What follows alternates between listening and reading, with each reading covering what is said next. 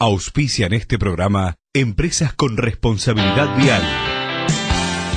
COPSA, La Fernandina Neumáticos, Florería La Capilla, Cardiomóvil, Un Vecino Médico, Álvaro Jimeno Turismo, Practic Yeso, Construcciones en Seco, Letras del Este, Comunicación Visual, Taller Gospodinov, La Casa del Carburador, La Sandwichería, Parrilla y Restaurante El Tonel y Diluso Vehículos.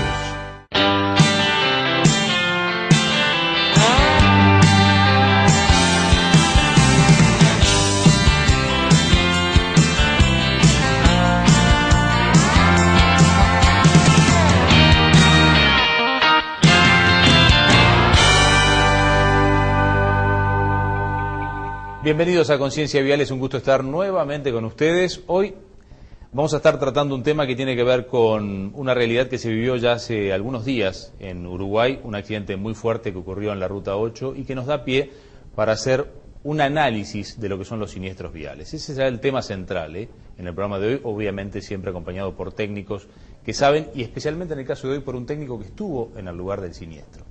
De allí tendremos mucha información de primera mano. Ya agradeciéndoles a todos los que estuvieron con nosotros durante la semana, mucha participación en el Facebook, muchos mensajes que han llegado a nuestro mail y por supuesto también mensajes de texto. Comenzamos el programa de hoy aquí en Conciencia Vial. Hoy, análisis de siniestros viales. Los siniestros viales no suelen deberse a desconocimiento de las normas, sino a la falta de asimilación de valores básicos de comportamiento. Y hoy recibimos nuevamente, y es un gusto hacerlo, a Daniel Vianes, que es técnico prevencionista especializado en seguridad vial, director del Departamento de Investigación de Accidentes, director del Departamento de Calidad de CEPA Internacional, que es el Centro de Prevención de Accidentes. Daniel, un gusto recibirte nuevamente, estuviste con nosotros en el segundo programa y hoy vamos por más porque tenemos otro tema para analizar contigo. Un gusto que estés aquí. Muchas gracias, Jorge, el gusto es mío. En realidad, estar entre gente cálida como ustedes siempre es bueno y poder hablar de todos estos temas mejor aún. Hoy vamos a estar hablando sobre, y esto será en el próximo tramo, pero se los voy adelantando, sobre un accidente real que ocurrió en nuestro país, un tremendo accidente vial, ya lo vamos a estar viendo más adelante, y sobre animaciones que se han realizado sobre accidentes que ocurrieron en Brasil, que han sido llevados a este formato de simulación para poder analizar qué pasa cuando hay un siniestro en la ciudad o un siniestro en la carretera. Dos ámbitos distintos en los que nos movemos frecuentemente usted, yo y él. Y empecemos hablando de eso. ¿Qué pasa en la ciudad? ¿Cuáles son las características de la ciudad? ¿Y qué es lo que vemos en este siniestro en donde, bueno, un auto le pega a otro en una esquina? Bueno, en general los siniestros en la zona urbana tienen características, digamos, no tan graves, aunque sí pueden ocurrir siniestros graves, como el que ha ocurrido hace pocas horas entre dos ómnibuses de urbanos en Montevideo, pero en general son siniestros que, salvo por las horas de la madrugada donde los vehículos pueden desarrollar mayor velocidad y la gente se cuida menos, en general en intersecciones con cierta velocidad controlada, y eso no deja de causar daños ni deja de causar lesionados, porque muchas veces no es necesario un choque demasiado importante, una colisión demasiado importante para que alguien que vaya sin el cinturón de seguridad, por ejemplo, o no tenga bien regulado el apoyo para la cabeza, pueda resultar lesionado en un choque.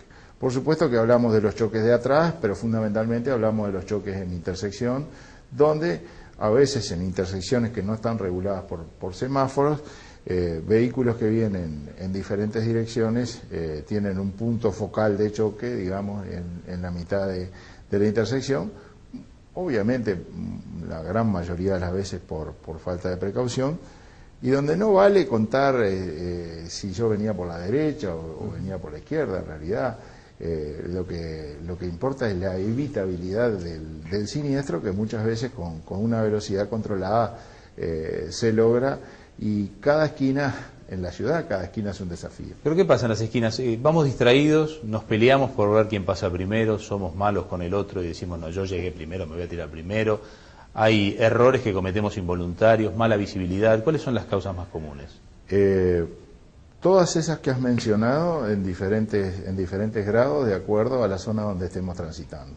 Por ejemplo, en la Ciudad Vieja, en Montevideo, por hablar de Montevideo, hay lugares donde las esquinas son muy cerradas, pero también en Minas, en la ciudad de Minas, hay lugares donde tú llegas a la esquina prácticamente con la edificación a nivel de la esquina. Entonces, recién cuando asomaste la trompa del vehículo, por decirlo así, es que tenés clara visión. Siempre es conveniente mirar para la izquierda primero cuando uno va a cruzar una calle de dos manos, ¿verdad?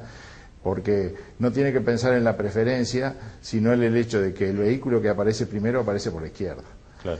Y por supuesto tener una velocidad controlada, porque la velocidad, como siempre, es el gran causante también de entrar a una esquina sin precaución, la distracción, el famoso tema del teléfono celular.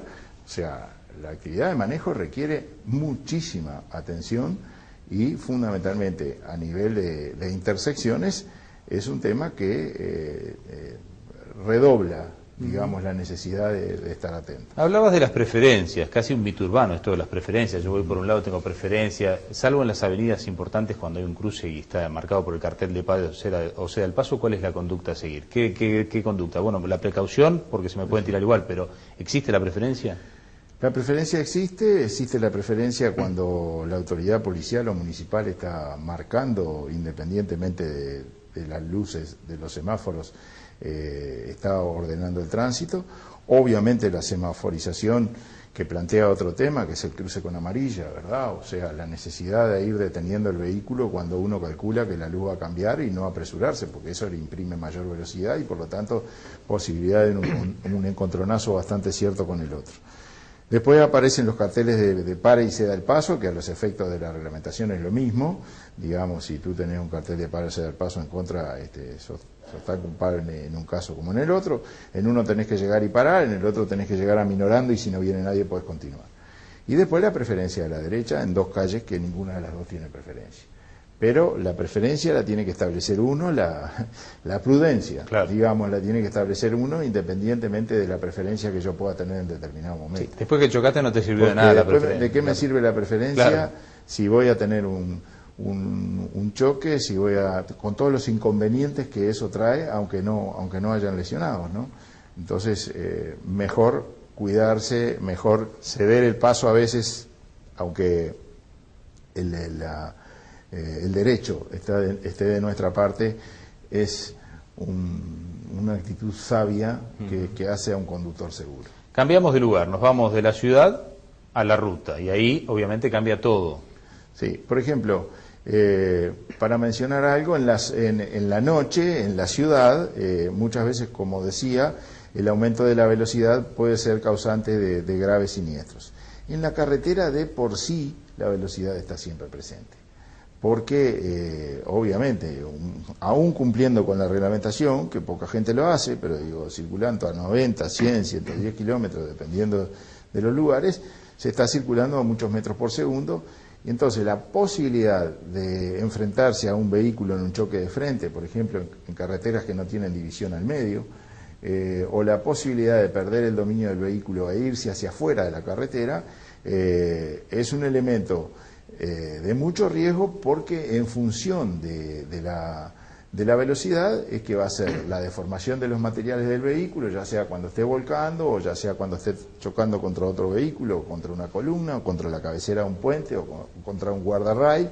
Nuevamente se muestra la importancia de que todos los pasajeros vayan bien atados en el vehículo, y ni que hablar los niños en la parte trasera y en lo posible bien acondicionados en sus sillas, porque se salvan vidas. En el tape, en la reconstrucción que se ve, obviamente el conductor de la camioneta pierde el dominio porque ve que un vehículo se le viene de frente y justamente en una curva, ¿verdad? Siempre hay que estar leyendo la carretera, interpretando qué es lo que puede pasar delante nuestro, derecha, izquierda, fijándose en las banquinas, por ejemplo, muchas veces, bueno, ¿qué salida tengo si aquel se me viene encima? O sea, no solo hay que estar atentos, sino dar un paso más y pensar que la evitabilidad de un siniestro vial muchas veces pasa por esas adivinanzas, ¿verdad?, respecto de los errores que el otro pueda cometer.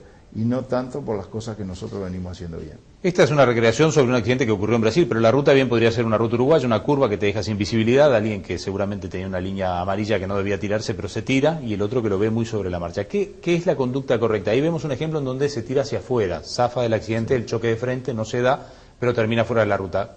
¿Qué debió hacer el conductor de la camioneta que termina golpeada? Principalmente recordar lo de las leyes físicas, ¿verdad? En la curva siempre está actuando la fuerza centrífuga o centrípeta, de acuerdo hacia dónde se esté tomando la curva, y en realidad este es un caso de sorpresa que no sé si eventualmente no estuvo bien en la maniobra, porque todo es mejor que chocar de frente. El asunto es, cuando me voy para afuera, ¿cómo tengo la banquina? Se va a provocar un vuelco de una vez o 2 vueltas laterales o 3 vueltas laterales, depende de la velocidad. Si estoy bien atado, a lo mejor ni siquiera pego con la cabeza contra el techo. Claro, si vengo a 140 y me pasa eso, es posible que la estructura jaula, habitáculo del vehículo no soporte, y entonces a lo mejor el techo se entra a juntar con el piso y ahí no va a haber cinturón de seguridad que valga, ¿verdad? O sea, estamos hablando de los choques súper graves, que en algún momento nos referimos a eso. Entonces, lo mejor es llevar una velocidad prudente e ir leyendo la carretera. Cuando hay varios vehículos que se están moviendo en un entorno, tomar la decisión de bajar un poco la velocidad, analizar cómo está el piso, que es otro elemento fundamental, ¿verdad? Porque no es lo mismo un pavimento seco que un pedregullín o un pavimento mojado, ¿verdad? Hoy día, por ejemplo, es un día de muchísima precaución.